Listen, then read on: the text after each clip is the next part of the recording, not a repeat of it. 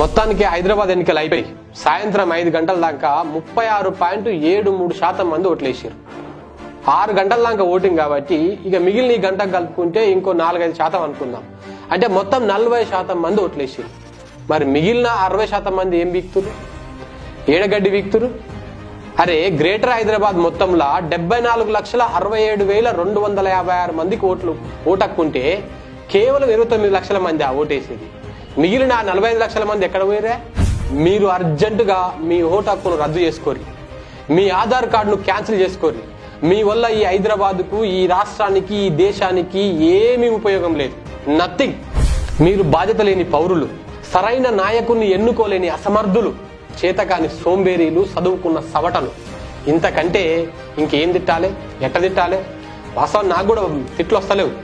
అరే ఓ 80 ఏళ్ళు అవ్వొచ్చింది ఓటేస్తందుకు, కాళ్ళు లేని ఓ పెద్దమ్మ వచ్చింది ఓట్లేస్తందుకు, కళ్ళు లేని దివ్యాంగుడు వచ్చిండు ఓటేస్తందుకు, కాటికి కాలు జాపిన పండు ముసలి తాత వచ్చిండు ఓటేస్తందుకు.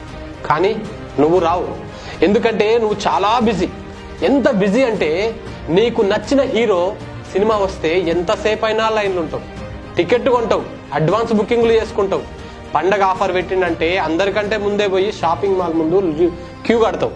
నీ హీరోయిన్ కోసం గంట సేపైనా రోడ్డు మీద సొల్లు కారుస్తావు. కానీ ఓట్లేస్తందుకు మాత్రం రావు, చాలా బిజీ. మా ఐటీ అన్నలకు వీకెండ్స్ లో అమ్మాయిలతోని పబ్బుకు పోవడానికి టైం ఉంటుంది, కానీ ఓట్లేస్తందుకు మాత్రం టైం ఉండదు. సిగ్గు తెచ్చుకోండి. నువ్వు చదివిన చదువు శుద్ధదండగా, నీకు పార్టీలు నచ్చలేదు, లీడర్లు నచ్చలేదంటవా? దానికి ఉందిగా నోటా, దానికి గుద్దు. నోటాను గెలిపించిన ఘనత కూడా నీదే అవుతుంది కదా. అరే మీతోని పోల్చుకుంటే మా పల్లెటూరు 100కు 500% గ్రేట్. వాళ్ళు గొప్ప, వాళ్ళ కర్తవ్యాన్ని వాళ్ళు నిర్వహిస్తారు, ఓటు హక్కును వినియోగించుకుంటారు.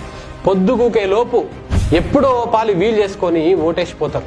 ఊరోళ్ళ కంటే ఎక్కువ పనులు ఉంటావే మీకు? గొర్రెలు కాస్తోళ్ళు, బర్రెలు కాస్తోళ్ళు, పొలానికి పోయే రైతన్నలు, తాళ్ళెక్కే గౌడన్నలు, కూలినాలు చేసుకునే పేదోడు ప్రతి ఒక్కరు ఓటేస్తారు, ఓటేసిపోతారు. అదో పెద్ద పండగ లెక్క సెలబ్రేట్ చేసుకుంటారు, ఓట్ల పండగ. చదువుకొని అక్షరాలు రాని ఆ మట్టి మనుషులు కూడా రాజ్యాంగం కల్పించిన హక్కును, ఓటుకు విలువిస్తారు. కానీ నువ్వేం చేస్తున్నావు? శుభ్రంగా తిని ఇంట్లో వంతున్నావు. ఓ చదివితివి, ఎంఏలు, బిఏలు, బీటెక్లు, ఎంటెక్లు, ఇంజనీర్లు, డాక్టర్లు, పెద్ద పెద్ద చదువులు చదివితివి. ఏమిటికి? ఏం చేసుకోనిక? గాడులు గాయనికనా? అన్ని తెలిసిన నువ్వే ఈ దేశాన్ని ఆగం చేస్తున్నావు, అవినీతి పాలు చేస్తున్నావు. ఎట్లంటావా? అవును, నీ వల్లే. నువ్వు ఓటు వేయకపోవడం వల్లే ఓ అవినీతి పరుడు గెలుస్తాడు, ఓ అక్రమార్కుడు రాజ్యాన్ని వెళ్తాడు, ఓ కబ్జాకోరు గద్దెకి కూర్చుంటాడు. నువ్వు ఓటు వేయకపోవడం వల్లే అభివృద్ధి ఆగిపోతుంది, ఓ నీతివంతుడు ఓడిపోతాడు. నిజంగా ప్రజలకు సేవ చేయాలనుకునేటోడు నీరు గారిపోతుండు, ఓ ప్రశ్నించే గొంతుక మూగబోతుంది. ఇది కాదా నువ్వు చేసే తప్పు? ఇంతకంటే ఇంకేం కావాలి?